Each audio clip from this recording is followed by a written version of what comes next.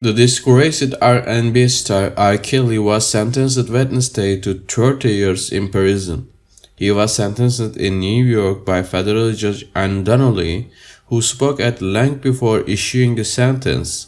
At one point, she quoted a victim impact statement from a woman known in court as Stephanie, who told Kelly no price was too high for someone else to pay for your happiness.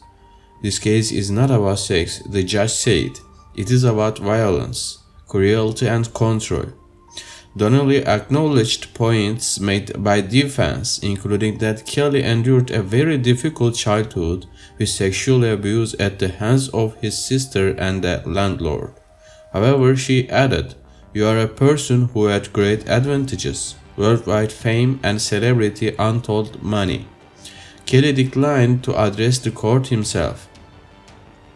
His lawyer cited pending cases, a second federal trial in Illinois, slated to begin August 15, and separate criminal charges in Minnesota.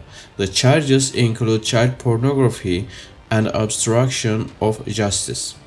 Last year, Kelly was found guilty of charges including sexual exploitation of a child, racketeering, bribery, and sex trafficking. The jury found the government proved Kelly was at the head of a criminal conspiracy to recruit and coerce girls, boys, and women into sex. During the weeks-long trial, multiple victims established a pattern where they would see Kelly at a show or out in public, and an associate of Kelly would hand them a phone number to call.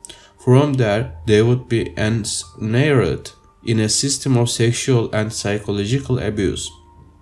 Kelly forced his victims to perform sexual acts for his gratification, which he often filmed.